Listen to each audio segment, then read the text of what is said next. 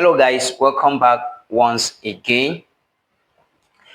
If you're just joining us for the first time, I want you to know that I've provided solution for question number 1 and question number 2. Okay, you would also notice that question 3, question 4, question 5, question 6 and question 7, they are just theoretical questions. Okay, so what I'm going to do is that I will provide answer for them with a brief explanation to the answer. All right, so please, if you're yet to subscribe to my YouTube channel, please do well to subscribe, and when you subscribe, click on the notification button so that whenever I drop the remaining questions, you will be the first to get notification for the solution. All right, and don't forget to share the video, like, and if you have question, comment. Okay, so let's go there.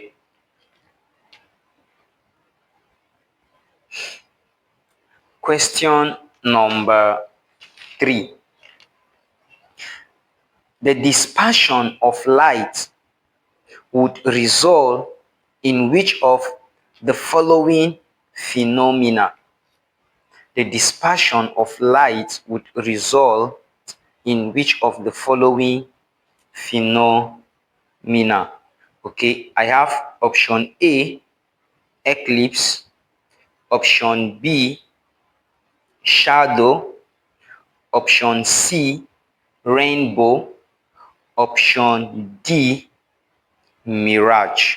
Okay, the first thing you need to know, you need to ask yourself, what is dispersion of light? And we know that dispersion of light is the process by which white light is separated into its component colors, right, due to variation in refractive index for different wavelength. That is what dispersion of white light is. It's just the separation of light into its component color. All right, now the correct answer there is rainbow. C. Why is it rainbow? Because a rainbow is formed when sunlight is dispersed by water droplets in the atmosphere. That is the formation of rainbow. Okay, now question number 4. The best color of shirt to be worn on a bright noonday is.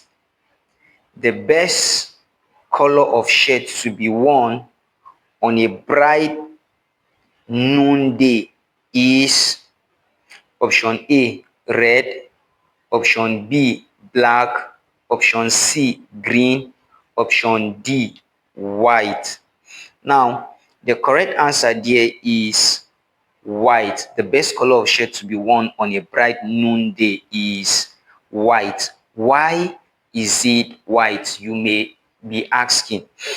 It's the same principle that they use in manufacturing of our inner wears. If you notice that most singlets are white. Okay, now white reflects most of sunlight, including heat. That is white color. It reflects sunlight and heat as well. Okay, so the best color of shirt to be worn is what? Is white color. All right, question number 5. The image formed when an object is placed between the focus and the center of a convergent lens is. The image formed when an object is placed between the focus and the center of a convergent lens is A, real, inverted, and magnified. B, real, inverted, and diminished. C, erect, virtual, and magnified. D, erect, virtual, and diminish. Okay, now we need to know that when an object is placed between the focus and the center of curvature of a converging lens, that is a convex lens, the image that we are going to have there, the image is going to be real, the image is going to be inverted, the image is going to be magnified. Okay, so the correct answer there is A, which is real, inverted, and magnified. Okay, so the next one is question number 6. Question number 6: for a charged body moving in an electric and magnetic cross field, the ratio of the electric field intensity E to the magnetic flux density B is known as. Now, option A, I have Lorentz ratio. Option B, charge ratio. Option C, velocity ratio, selector, option D, electrochemical equivalence. Okay, so the correct answer there is option C, which is velocity selector. Why is it velocity selector? Because this situation describes a velocity selector where electric and magnetic field are perpendicular to each other, and only particles with a specific velocity, which is the ratio of electric field and magnetic flux density, passes through undeflected. Okay, so the correct answer there is velocity selector. All right, so let's look at question number 7 together. Question number 7. All right, now question number 7 will require a bit of understanding of the effect of amplitude, frequency, okay, on loudness, pitch. All right, now the question goes like this: a note K from a keyboard has an amplitude of 0.5 centimeter and frequency 2000 Hz. Another note M from a guitar has an amplitude of 1.5 centimeter and frequency 2000 Hz. Which of the following statement is true if the two notes are compared? Okay, now A, K is louder than M.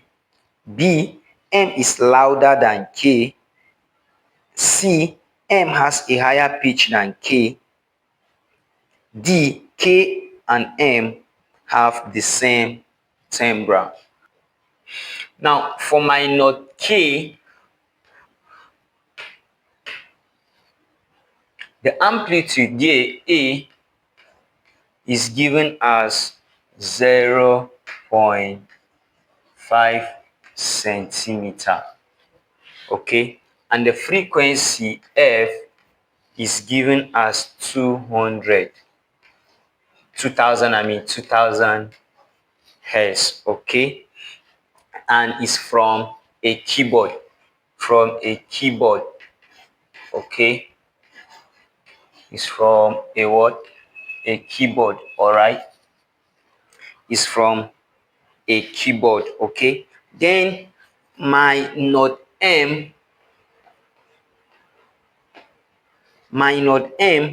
the amplitude I have there is 1.5 centimeter, and the frequency is the same 2000 Hz, and this one is from where? From a guitar. Yes, is from a guitar. Okay, all right, now we are going to compare this and see. Now we need to know that amplitude affects loudness. So if I have a high amplitude, I should have a high sound. Okay, that is I should have the loudest sound. So amplitude affects loudness while frequency affects pitch. Since we've said that amplitude affects loudness, now let's compare. This is the amplitude of node M, and this is the amplitude of node A. Now, if you look at them, which of them have the highest amplitude? Is M. So what that simply means is that M is louder than K because M has the highest amplitude. Okay, so the answer is B.